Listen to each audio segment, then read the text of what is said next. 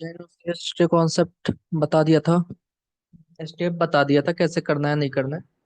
कुछ चीजें और हैं जो हॉरिजॉन्टल शियर फोर्स कैसे डिटरमाइन करोगे या फिर वर्टिकल शियर फोर्स कैसे डिटरमाइन करोगे वो क्वेश्चन के थ्रू बता दूंगा। अब आज हम क्या करते हैं, क्वेश्चंस प्रैक्टिस करते हैं, जितने क्वेश्चंस आए हैं वो करते हैं। क्वेश्चंस पढ़िए, क्वेश्चंस में क्या लिख रहा है। अ reinforced concrete beam supported on columns are in has a clear span of 5 metre. Clear span कितना दिया है? 5 metre. And 0.5 metre effective depth. Okay, 0.5 metre effective depth है। It carries a total uniformly distributed load 100 kilo newton per metre, that is W दे दिया है 100 kilo newton per metre. The design shear force for the beam is. तो shear force के लिए क्या करते हैं हम लोग? Let suppose this is a beam, ODL है। How much? 100 kilo newton per metre.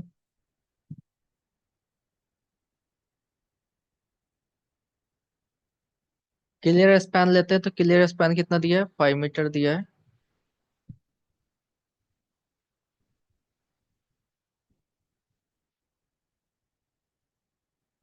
Shear force is equal to क्या हो जाएगा? शियर फोर्स एट सेक्शन ए।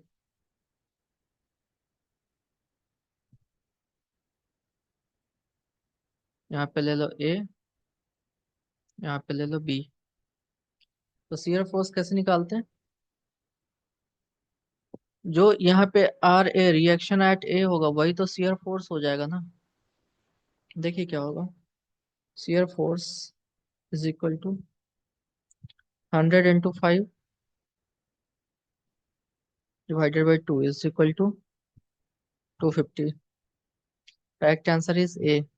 कैसे होगा वो देख लीजिए। क्योंकि ये यूनिफॉर्म बीम है, तो यूनिफॉर्म है और सिमेट्रिकल है, तो यहाँ पे R A is equal to reaction at A is equal to R A is equal to R B हो जाएगा। ठीक है, तो आर ए ऐसे कर देते हैं, R A plus R B is equal to 100 × 5। क्या करते थे कि जो ऊपर का फोर्स है उसको लिख लो। ऐसे समझ में नहीं आ रहा है तो ऐसे बता दे रहा हूँ। और एक जो अपसाइड फोर्सेज हैं उसको पहले लिखिए, R A plus R B.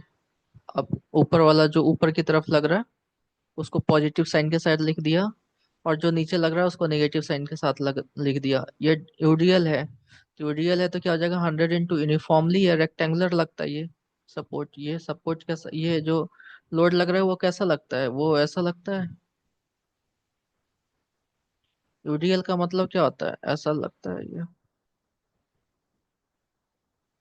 तो इसका जब हम मान के चलो, इसका जब हम लोड कैलकुलेट करते हैं तो क्या होता है? ये रेक्टेंगल का क्या करते हैं? एरिया ले लेते हैं।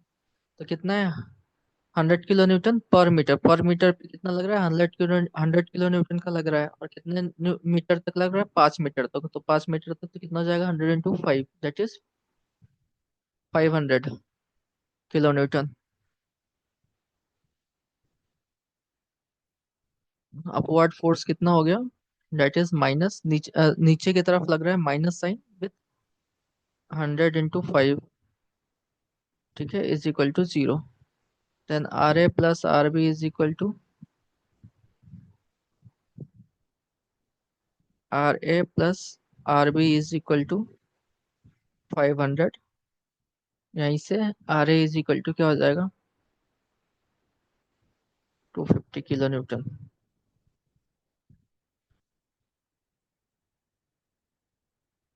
क्वेश्चन देखिए।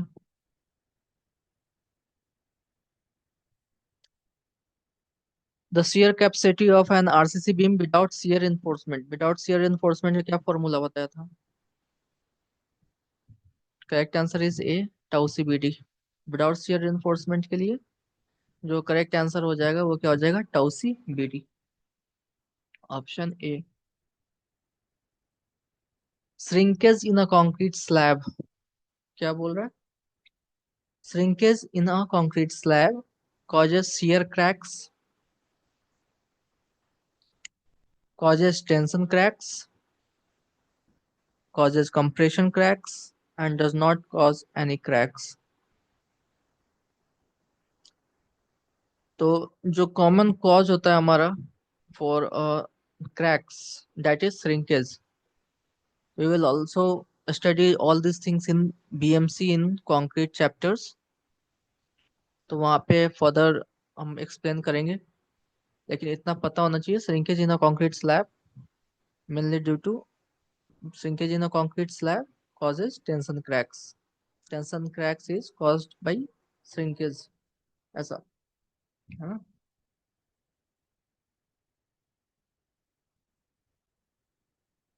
Now move on the next questions. क्या है? Diagonal tension reinforcement is provided as, जो डायगोनल टेंशन होगा reinforcement का वो प्रोवाइडेड किस पे होगा? as provided as क्या? तो longitudinal bars डायगोनल टेंशन क्या हो गया?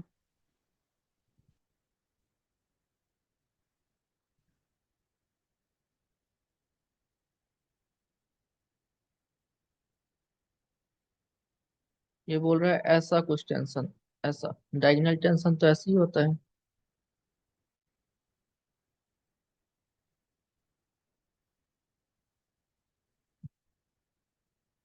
ये हो गया बीम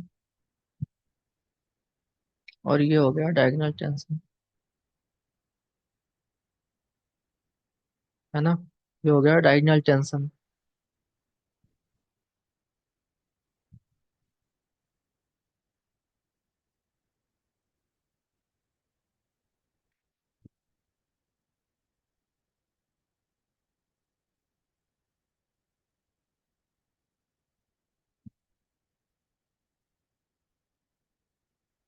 ये बताने से पहले मैं कुछ कॉन्सेप्ट्स बता दे रहा हूँ. लेट सपोज एक बीम है.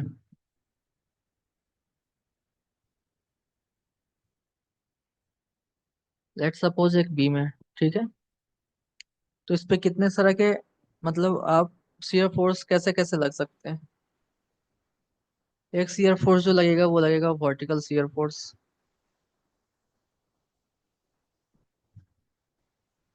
एक लगेगा हॉरिजॉन्टल, हॉरिजॉन्टल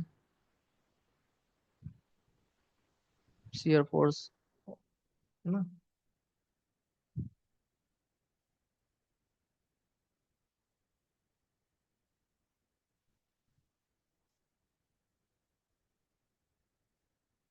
हॉरिजॉन्टल और वर्टिकल शियर फोर्स. एक मान के चलो मैं सेक्शन ले ले रहा हूँ, एक सेक्शन है. मतलब ये वाला जो पार्ट है, इस बीम को मैं यहाँ से काट दे रहा हूँ. ओके. इस बीम को मैंने क्या किया? काट दिया.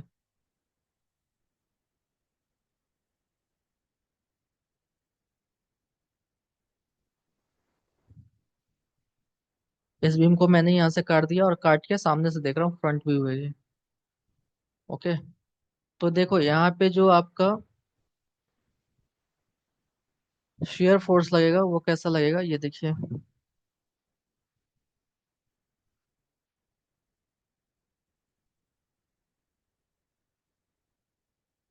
देखो ऊपर की तरफ लगेगा और ये नीचे की तरफ लगेगा. ठीक है, ऐसा लगेगा. अब क्या है कि अब ये शेयर फोर्स वैरी कैसे करेगा, तो वो देखिए. पैराबोलिक ऐसे. बट हम क्या लेते हैं, क्रैक सेक्शन में क्या लेते हैं, हम मानते हैं कि कंक्रीट टेंशन में पार्ट नहीं लेगा, है ना. तो टेंशन में जब पार्ट नहीं लेगा तो मैक्सिमम जो यहाँ तक जो आएगा उसके बाद क्या हो जाएगा. फिर से एक और डायग्राम बना दे रहा हूँ.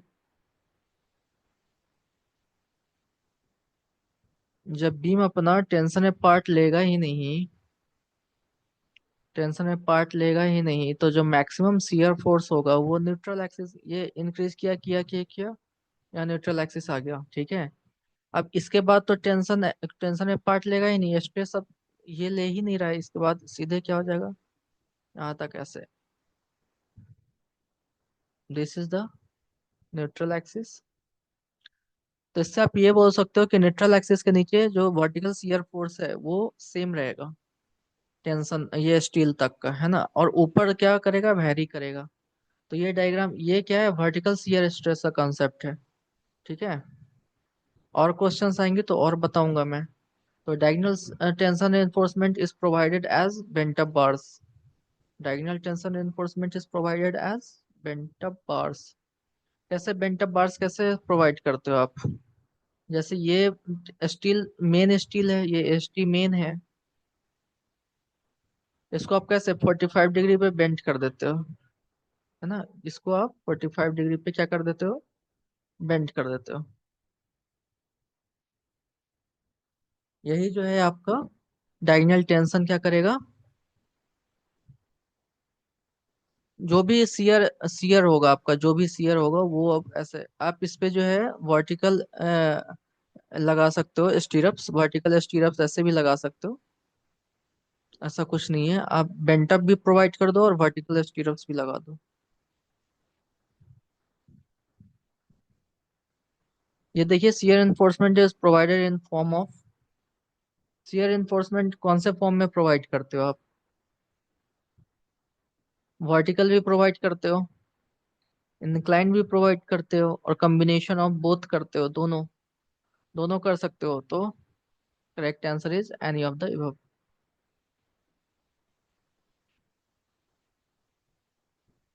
क्या बोल रहा है, in a limit state of collapse against, अरे, in a limit state of collapse against failure the maximum strain in tensor, tension enforcement at failure. Tension strain पूछ रहा है, स्ट्रेस नहीं, स्ट्रेन। तो इसका जो आंसर होगा वो जाके 0.002 plus f y upon 1.15। Yes.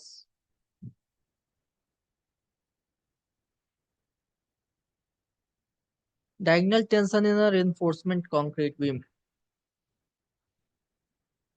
Diagonal tension in the reinforcement concrete beam। अब देखिए क्या है।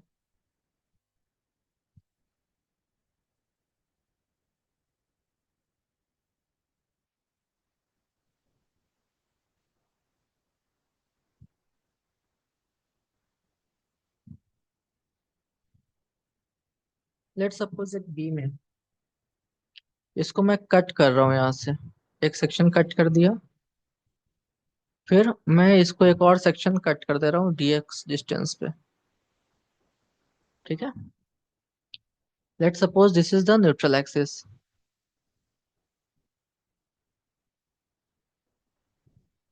This is the neutral axis. अब इसके जो है मैं क्या कर रहा हूँ, छोटे छोटे यहाँ पे एक, यहाँ से इस पोर्शन से क्या कर रहा हूँ,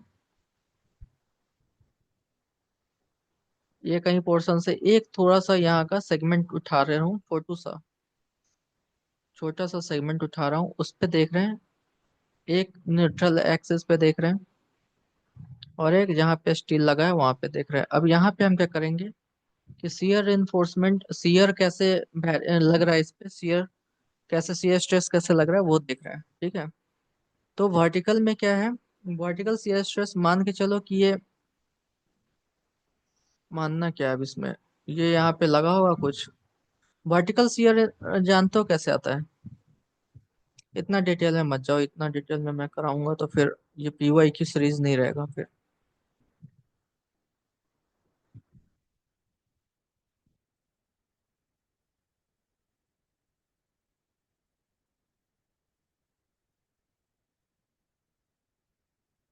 कराने बैठू तो बहुत कुछ करा दूं, बट लिमिटेड कराना है ना, नहीं तो फिर टाइम भी तो लगेगा उसमें। तो ये ऐसा वेरी करेगा।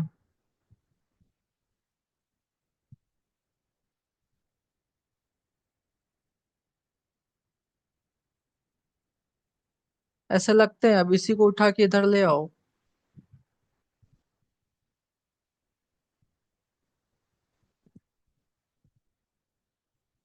इसी को उठा के क्या करो, इधर ले आओ, इसको मैं डिटेल में बता दे रहा हूँ। ये देखिए, ये shear force, vertical shear force, horizontal shear force, okay, vertical shear force and horizontal shear force. Diagonal shear force लगाओगे तो ये क्या करेगा, ये टेंशन प्रोवाइड करेगा इसको, और इस पे ये क्या करेगा, कॉम्प्रेशन करेगा, प्रोवाइड करेगा। ठीक है, सोम में पढ़ा होगा ये। तो ये जो आपको ये क्या कर रहा है, ये डायगोनल कॉम्प्रेशन दे रहा है, और ये क्या कर रहा है, डायगोनल टेंशन दे रहा है। ठीक है,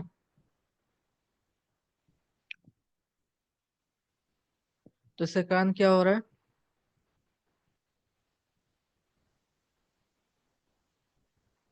यही है, इसके कारण होगा क्या, यही है, diagonal tension in reinforced beam concrete. इसका ऑप्शन नहीं दिया हुआ है। Is maximum at neutral axis, decreases below neutral axis and increases above neutral axis, increases below neutral axis and decreases above neutral axis, remains constant throughout the depth। देखो ये जो है ना, सबसे ज्यादा जो होगा आपका न्यूट्रल एक्सिस पे होगा। एक तो मैं वर्टिकल शियर फोर्स वाला आपको बताया था, डायग्राम जब बताया था, तो उसमें भी आप देख सकते हो, उसमें क्या था, वो कैसे पैराबोलिक बन रहा था, ये देखिए ऐसा बन रहा था,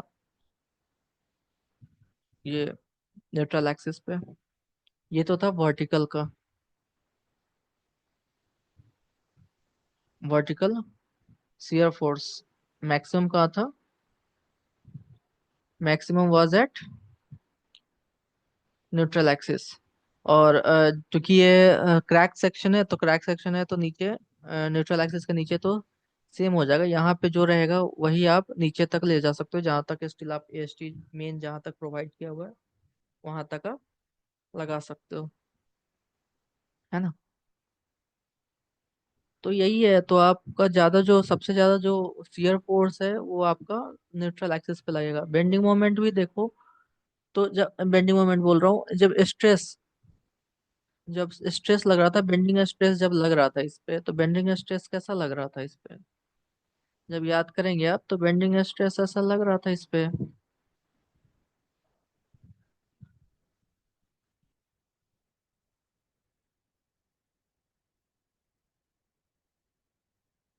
ऐसे ही लग रहा था ना, बेंडिंग स्ट्रेस जब बढ़ाया था तो ऐसे ही। और टेंशन कैसे लग रहा था, ऐसे। तो यही चीज तो है, तो यहाँ पे देखिए, यहाँ पे जीरो हो रहा है, न्यूट्रल एक्सिस पे जीरो हो रहा है। यहाँ पे अगर bending moment zero, bending stress zero होता है, तो शियर फोर्स क्या होगा, शियर स्ट्रेस यहाँ पे मैक्सिमम होगा, है ना। तो वही है, मैक्सिमम एट न्यूट्रल एक्सिस, डायगोनल टेंशन इन अ reinforced concrete beam is maximum at the neutral axis। Next question पे चलते हैं। In RCC section of effective depth D, if vertical stirrups are provided to resist shear, their maximum spacing measured along the axis of the member as per IS 456/2000 should not exceed। तो maximum vertical के लिए दो case है, vertical के लिए है और incline के लिए है। तो वर्टिकल के लिए मैं बता दे रहा हूँ,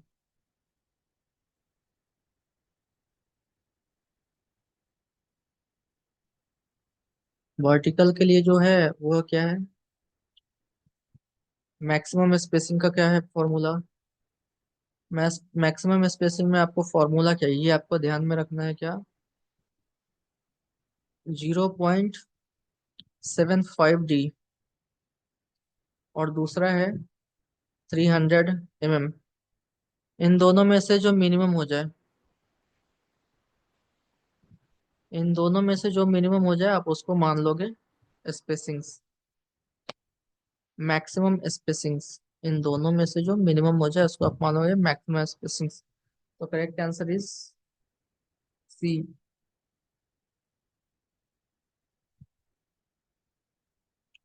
ये देखिए 30 नंबर क्वेश्चन क्या बोल रहा है, in a singly reinforced beam if the concrete is stressed to its allowable limit earlier than steel, the section is said to be। ये हमने करा हुआ है, आई होप इसका आंसर आप खुद से बता दोगे। इसका आंसर होगा ओवर एंफोर्स सेक्शन। कैसे होगा, मैं बोल दे रहा हूँ, आप सुनिए और एनालाइज कीजिए, खुद से करने का कोशिश कीजिए, क्योंकि ये 5-6 बार बता चुका हूँ मैं। 5-6 बार से ज्यादा ही बता चुका हूँ, फर्स्ट चैप्टर में भी ऐसे बहुत सारे क्वेश्चन आए थे। सिंगली रेनफोर्स्ड कंक्रीट बीम, ठीक है, सिंगली रेनफोर्स्ड है तो क्या क्या केस हो सकते हैं? सिंगली रेनफोर्स्ड है तो अंडर रेनफोर्स हो सकता है, ओवर रेनफोर्स हो सकता है, और बैलेंस सेक्शन हो सकता है, ठीक है। If the concrete is stretched to its allowable limit earlier than the steel section, मतलब कंक्रीट जो है, कंक्रीट का जो अलाउेबल लिमिट है, मान के चलो अगर आप WSM से डिजाइन कर रहे हो, तो अगर M30 कंक्रीट लिए हो तो उसका अलाउेबल लिमिट कितना है? 30/3, दैट इज 10 Nm/mm²।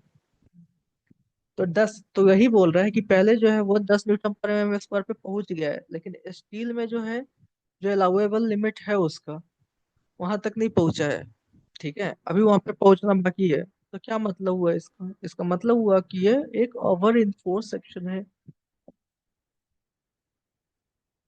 अब नेक्स्ट क्वेश्चन देखेंगे, 15।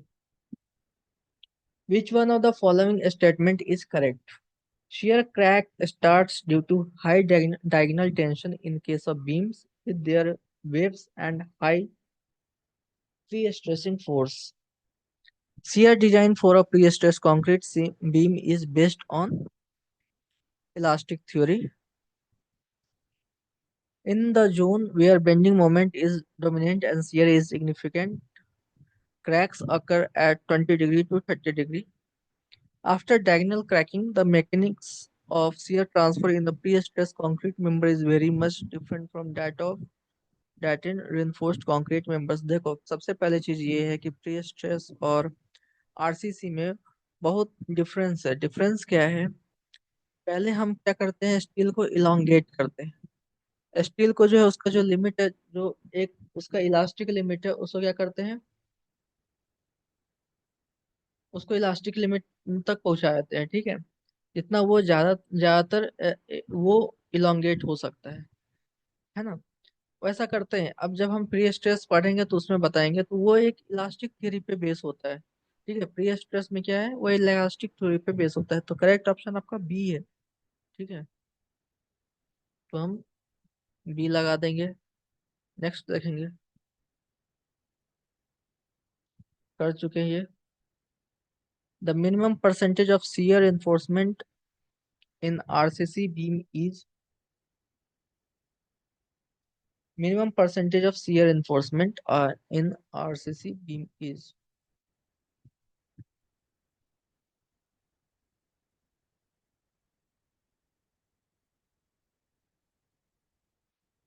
minimum reinforcement ASB upon B into SB is equal to 0.4 upon 0.87 FY होता है, ठीक है। इसका मैं आंसर बता दे रहा हूँ डायरेक्ट, याद कर लो आप इसको, डी, ठीक है। Correct answer is D. ऐसे क्वेश्चन, ये क्वेश्चन अगर आता है तो आप डायरेक्ट आंसर याद करो, और correct option is D.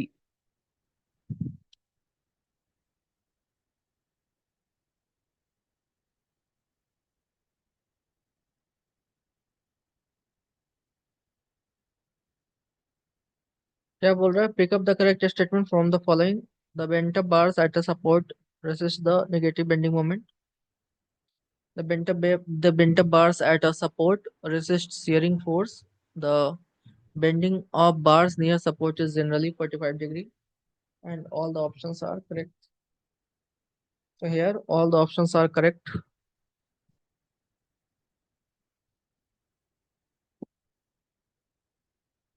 Now next question. Pick up the correct and incorrect statement from the following. The intensity of horizontal shear stress at elemental part of a beam section is directly proportional to, क्या बोल रहे हैं? Pick up the incorrect statement from the following. Intensity of horizontal shear stress at the elemental part of the beam. Horizontal shear stress का formula बता दे रहा हूँ। Horizontal shear stress का जो फॉर्मूला है वो क्या है? Tau is equal to shear stress, shear force into area into y bar divided by I into b। ठीक है। ये तो डायरेक्टली प्रोपोर्शनल किसके किसके, शियर फोर्स है। Yes, it is shear force. Area of the section, yes, area of the section. Distance of the CG of the area from its neutral axis, yes, Y bar. Moment of inertia beam से, no, that is inversely proportional. That is what, inversely proportional. तो correct option is D. Spacing of stirrups in a rectangular beam is kept constant throughout the length, decreased towards the center of the beam, increased at its ends, increased at center of the beam। क्या बोल रहा है कि सबसे ज्यादा spacings rectangular beam में कहाँ होगा? देखो, सपोर्ट के पास आपका सीएफ फोर्स ज्यादा होता है, इंटेंसिटी ज्यादा होता है, डायग्राम से बताया हुआ है। सबसे कम कहाँ होता है CF force? That is at centre, वहाँ पे बेंडिंग मोमेंट ज्यादा होता है। तो जब सेंटर पे शियर फोर्स है ही नहीं, तो वहाँ पे स्टीरअप्स हम क्यों लगाए? लेकिन फिर भी हम स्टीरअप्स प्रोवाइड करते हैं। क्यों प्रोवाइड करते हैं? आपको एक टर्म बताया था, minimum spacing and maximum spacing का। ठीक है, तो आप मैक्सिमम स्पेसिंग आप यहाँ प्रोवाइड कर सकते हो।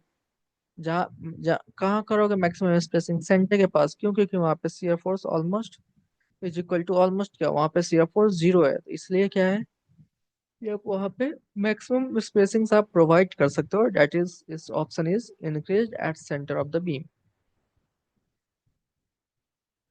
अब 24 नंबर क्वेश्चन क्या है? The maximum shear stress in concrete of reinforced cement concrete beam is. तो देखिए, tau b is equal to क्या होता है? Maximum shear stress in concrete of reinforced cement concrete, reinforced cement concrete beam, है ना?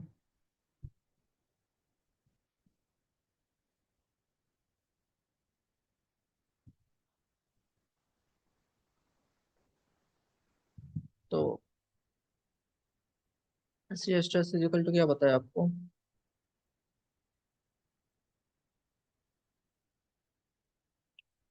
Tau b is equal to बोला हूँ b u upon b t. देखिए अब क्या है इसमें, shear force lever arm into width, shear force into lever arm into width. गलत है, लीवर आर्म तो आ ही नहीं रहा है।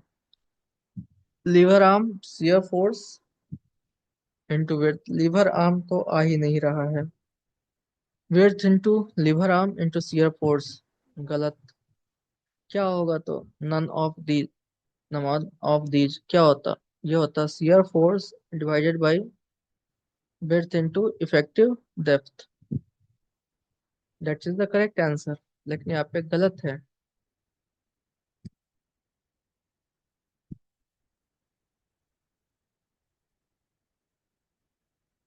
अब ये देखिए क्या है ये question, the reinforcement concrete beam having a vertical distance between the center of upper and lower arms of the bent up bars equal to 20 centimeter, place 15 centimeter and a span length of 10 meter is to be casted. What is the length of a single longitudinal reinforcement bar required if the bar is cranked by 45 degree at both ends?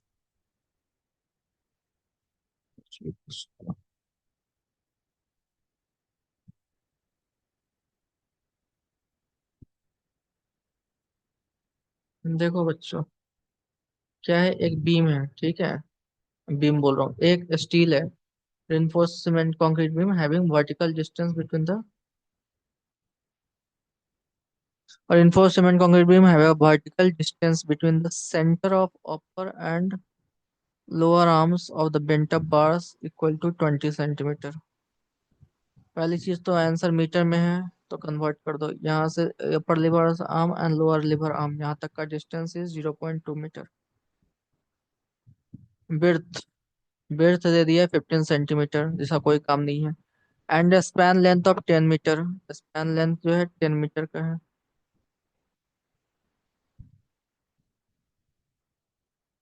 Beam है ये, 10 meter is to be casted. What is the length of a single longitudinal reinforcement bar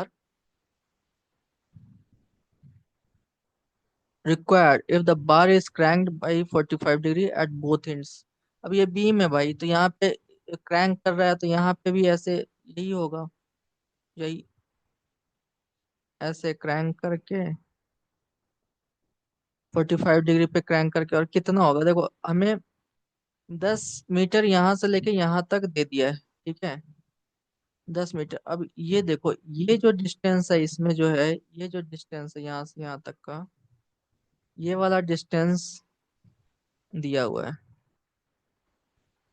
है ना। लेकिन ये थोड़ी ना original distance, हमें तो ये वाला डिस्टेंस इसमें ऐड करना होगा दोनों तरफ, है ना।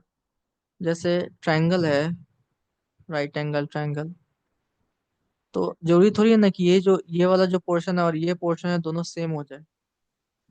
ऐसा नहीं होता ना, सबसे बड़ा जो साइड होता है वो हाइपोटेनस का ही होता है ना। तो वही चीज है, तो आपको हाइपोटेनस 10 10 मीटर में क्या करना होगा, ये हाइपोटेनस वाला साइड जो है ऐड करना होगा और ये वाला साइड माइनस करना होगा, यही है और कुछ नहीं है। तो ये 10 दिया हुआ है, 10 प्लस हाइपोटेन्यूस वाला साइड करोगे, दोनों साइड है, दोनों साइड है, तो ये कितना हो जाएगा, ये दिया हुआ है वर्टिकल वाला 0.2, तो क्या हो जाएगा 0.2, 2 क्रॉस 0.2 डिवाइडेड बाई sin 45। ठीक है, ये ऐड हो गया। अब ये वाला जगह माइनस करना होगा, ये पहले से ऐड है था तो माइनस कर दो, कितना 2 cross 0.2 divided by tan 45 degree. ठीक है, करोगे तो कितना आ जाएगा, मैंने कैलकुलेटर से करा है, 10.1657 मीटर। करेक्ट ऑप्शन आप लगा दो, 10.17 मीटर।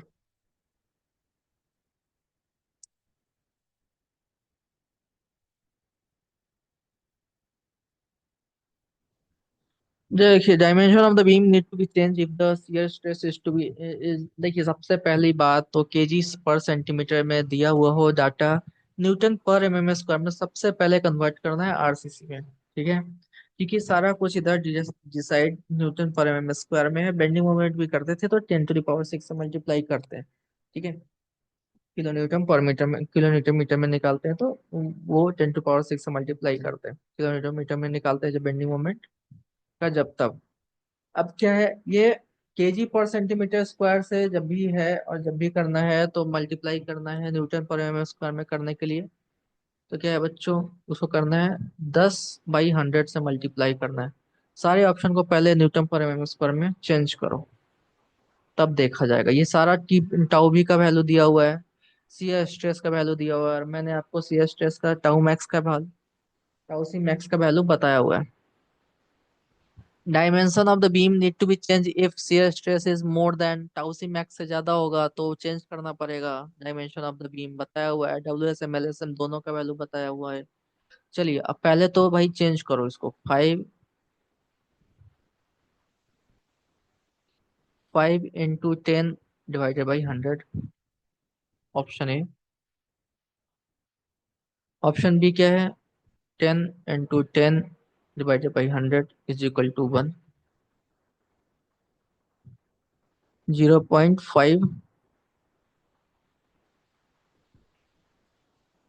सी है 15 × 10 डिवाइडेड बाई 100, कितना हो जाएगा 1.5। And D is 20 × 10 divided by 100 is equal to 2। ये सारा न्यूटन पर एम स्क्वायर में वैल्यू है। अब मैं ऊपर में डाटा दे रहा हूँ आपको, पहले एलएसएम का, एलएसएम से मैच करो, जो भी आपको दिया हुआ है डाटा उसमें आता है क्या। M15 का कितना बताया था, M15 का टाउसी मैक्स है 2.5 इन न्यूटन पर एम स्क्वायर। फिर 20 का, M20 का है कितना, 2.8। अब 0.3 बढ़ेगा, 25, 3.1, 30, फिर 0.3 बढ़ेगा, 3.1, 3.4 हो जाएगा।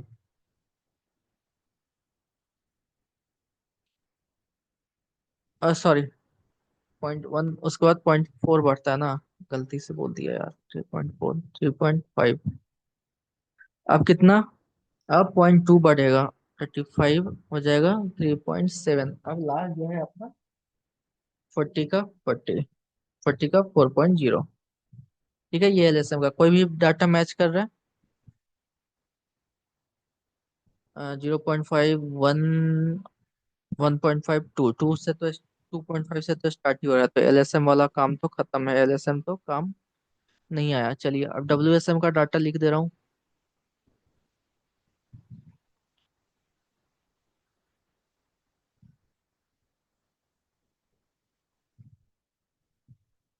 डब्ल्यूएसएम में क्या है? डब्ल्यूएसएम का स्टार्ट होता है आपका 1.6 से। 1.6, 1.8, 1.6, 1.8, 25 का कितना था? लेट मी चेक, मेरे को याद नहीं है डब्ल्यूएसएम का, तो मेरे को देखना होगा। दो ही याद था, वेट मेरे को देखना होगा।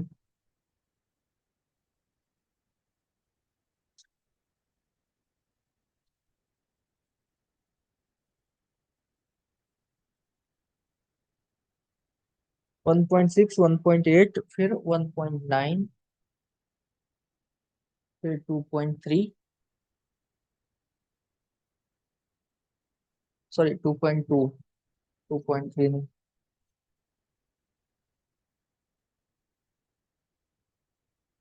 2.3, एंड लास्ट में 2.5। देखिए, कोई इसमें भी कोई मैच नहीं कर रहा, कोई मैच ही नहीं है, तो इसका आंसर तो क्या ही होगा? क्या मैच कर रहा है कोई? हाँ, नहीं कर रहा।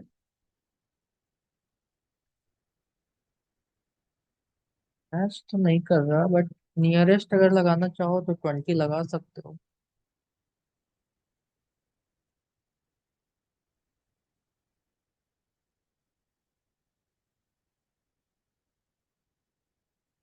नियरेस्ट अगर लगाना चाहो तो 20 लगा सकते हो, और क्या।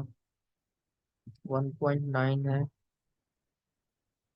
इसका आप लेके 20 लगा दो, यही होगा और क्या होगा। अब नॉन ऑफ दिस तो है नहीं। Diagonal tension in beam. Diagonal tension in beam, इसका ऑप्शन लिखिए। Is maximum at neutral axis, answer बताया हुआ है। मैक्सिमम होगा न्यूट्रल एक्सिस पे, यही होगा और क्या। और ऑप्शन जानने का जरूरत क्या है? ऐसे सुनना चाहते हो तो बताते रहो। Decrease below the neutral axis and increase above the neutral axis, increase below the neutral axis and decrease above the neutral axis, remains the same in both above and below the neutral axis। ठीक है, चलिए। The design shear stress in reinforced cement concrete depends on, first option है characteristic strength of concrete, percentage of longitudinal tensile reinforcement, characteristic strength of steel। तो characteristic strength of concrete तो होगा, है ना। Design से स्ट्रेस एंड रेनफोर्स, हाँ depend. Characteristic strength of concrete तो होगा ही होगा। और क्या हो जाएगा? Percentage of longitudinal tensile reinforcement, 80%। ये दोनों तो ही होगा ही होगा। कैरेक्टरिस्टिक स्ट्रेंथ ऑफ स्टील, ऐसा कुछ नहीं है। कैरेक्टरिस्टिक स्ट्रेंथ ऑफ स्टील से, स्टील का तो कुछ बताया ही नहीं, स्टील का तो कुछ जरूरत ही नहीं पड़ा। shear span is defined as the zone where bending moment is zero, shear force is zero, shear force is constant, bending moment is constant. Then its answer is C, that is shear force is constant. Shear force is constant. How? Then let's check.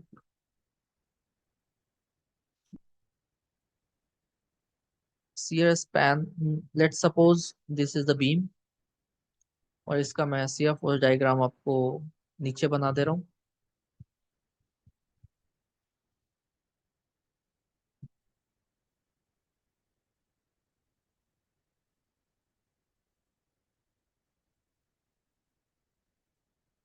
इसमें एक चीज और बताया था कि यहाँ से यहाँ तक आप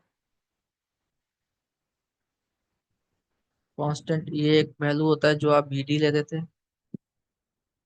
तो इसी को वो बोल रहा है, इसी को रेफर करके वो बोल रहा है शियर फोर्स इज कांस्टेंट। ये वाला वैल्यू को लेके बोल रहा है वो क्या, शियर फोर्स इज कांस्टेंट।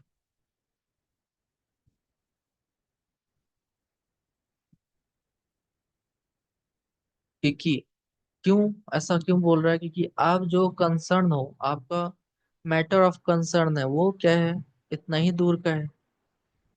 यही डी डिस्टेंस के लिए आप मैटर ऑफ कंसर्न हो, यहाँ पे शियर फोर्स आपको लगाना है। क्यों, क्यों लगाना है, क्योंकि यहीं तक आपका क्रैक्स जा रहा था, इस डिस्टेंस तक। तो इस डिस्टेंस तक आपका जो क्रैक्स आ रहा है, इसी के लिए आप कंसर्न हो ना, ये डिस्टेंस तक के लिए ना, तो इसलिए क्या है कांस्टेंट, या ये वाला वैल्यू ये आप कांस्टेंट ले रहे हैं। नेक्स्ट, हो गया क्या खत्म।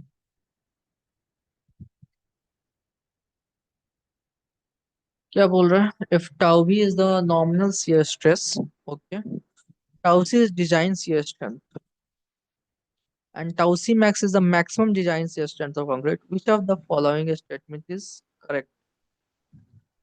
तो चलिए अब एक करके स्टेटमेंट पढ़ते हैं। If tau b is greater than tau c max, section is to be design for shear. ठीक है, सेकेंड ऑप्शन पढ़ते हैं। If tau b is greater than tau c max, minimum shear enforcement is to be provided.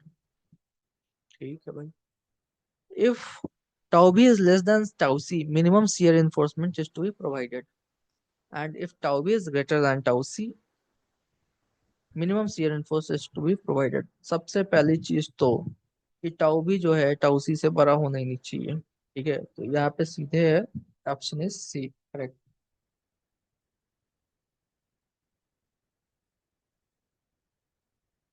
Factor lower tier limit ले बताया हुआ है ये, फिर से नहीं बताऊंगा। ऑप्शन डायरेक्ट मैं ऑप्शन बता दे रहा हूँ।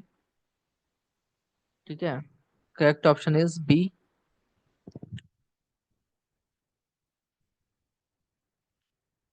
Reinforced concrete beam supported on columns arranged has a clear span 5, 0.5 effective देती है। तो करा हुआ क्वेश्चन लग रहा है, आप बार बार रिपीट क्वेश्चन करते हैं ये लोग, एक ही क्वेश्चन, डाटा भी चेंज नहीं है। द ये भी आया हुआ क्वेश्चन है, शियर फोर्स इज कांस्टेंट। बस यहीं पे खत्म होता है आपका कहानी। तो ये चैप्टर खत्म। आप कल नेक्स्ट कॉन्सेप्ट के साथ नेक्स्ट चैप्टर स्टार्ट करेंगे। पढ़िए अच्छे से, एंजॉय कीजिए, SSC निकालना है इस बार। Okay, bye bye. और कोई भी कुछ भी परेशानी हो तो बताना। ठीक है, कहीं भी कुछ भी परेशानी हो, कोई भी चैप्टर्स में, कोई भी सब्जेक्ट में, सिविल कोई भी सब्जेक्ट में, तो आप मेरे को मेल कर देना। या कुछ ऐसा चीज हो जो आपको पढ़ना हो तो मेल कर देना। क्योंकि अभी आप मेल कर दोगे मैं वो कर दूंगा, क्योंकि हमारा सब्सक्राइबर बेस अभी ऑलरेडी कम है भाई। ठीक है, तो अगर मेरा सब्सक्राइबर बेस अभी 2500 है, 2500 में से मेरे को पता है कि साढ़े 2500 बच्चे तो देख नहीं रहे, है ना। मेरे वीडियोस के व्यूज ही अभी 2500 सब्सक्राइबर है, तो 100, 150, 200 मैक्सिमम जाते हैं। तो उसमें से सीरियस, या जितने भी सीरियस है, चलो 200 के 200 सीरियस है, 200 के 200 भी भेज दोगे तो मैं आपका प्रॉब्लम का निवारण मेल पे ही बता दूंगा। या कुछ ऐसा लगेगा कि मेरे को वीडियो बनाना चाहिए उस पर, तो मैं वीडियो ही बना दूंगा। ठीक है, चलिए, गुड बाय, टेक केयर।